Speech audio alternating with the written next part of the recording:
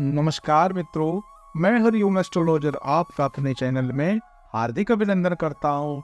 आज मैं आपको सुनाने जा रहा हूँ वैकुंठ चतुर्दशी व्रत की पुरानी कथाएं।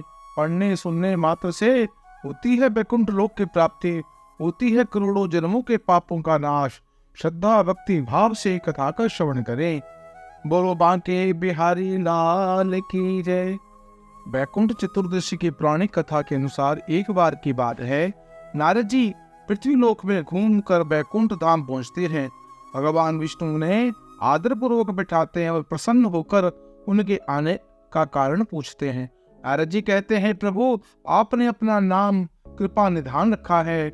आपसे कृपा जो प्रिय भक्त है वही स्तर पाते हैं, जो सामान्य नर नारी है वह वंचित रह जाते हैं। इसलिए आप मुझे कोई ऐसा सरल मार्ग बताइए जिससे सामान्य भक्त भी आपकी भक्ति कर मुक्ति पा सके। यह सुनकर विष्णु जी कहने लगे, हे नारद मेरी बात सुनो।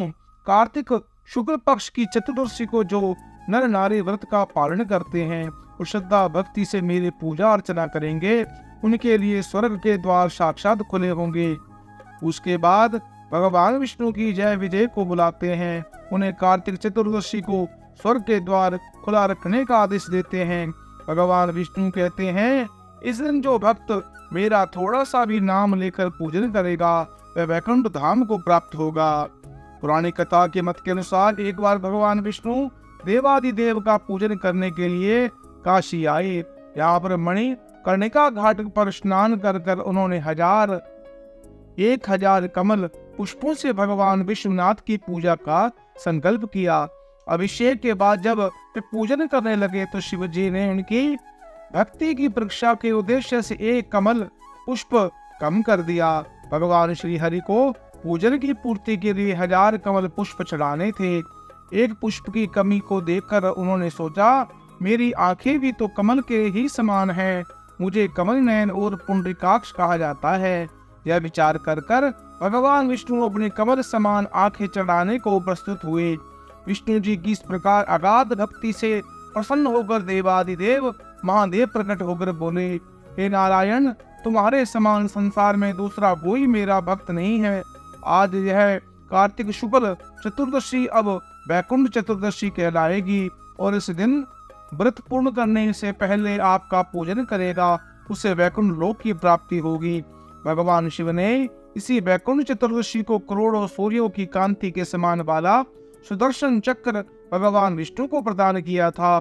शिव जी तथा विष्णु जी कहते हैं, इस दिन स्वर्ग के द्वार खुले रहेंगे। मृत्यु लोक में रहने वाला कोई भी व्यक्ति इस व्रत को करता है वह अपना स्थान वैकुंठ धाम में सुनिश्चित कर लेता है। इस प्रकार जब पापी गणेश्वर ब्राह्मण को भी वैकुंठ धाम की किस प्रकार प्राप्ति हुई, जानिए। गणेश्वर नामक एक ब्राह्मण था जो बुरे कर्म करने वाला था। उसके ऊपर कई पाप थे। एक दिन वो गोदावरी नदी के में स्नान करने के लिए गया। उस दिन वैकुंठ चतुर्दशी थी। कई भक्तजन वहां उस दिन पूजा अर्चना कर गोदावरी घाट पर आए थे। उस भीड़ में गणेश्वर भी उन सभी के साथ आया था। इस प्रकार उन श्रद्धालुओं के स्पर्श के कारण गणेश्वर को भी पुण्य प्राप्त हुआ। जब उसकी मृत्यु हो गई तब उसे यमराज लेने के लिए आए और नरक में भेज दिया। तब भगवान विष्णु ने कहा, यह बहुत पापी है, इसको वैकुंठ चतुर्दशी के दिन गोदावरी स्नान किया है और श्रद्धालुओं का पुण्य के कारण इसके सभी पाप नष्ट हो गए, इसलिए इसे वैकुंठ धाम प्राप्त होगा। गणेश्वर को वैकुंठ धाम की प्राप्ति हुई। जिस प्रकार मित्रों उस पापी को वैकुंठ धाम की प्राप्ति हुई और उसका पाप नष्ट हो गया, वह पुण्य का भागी बन गया।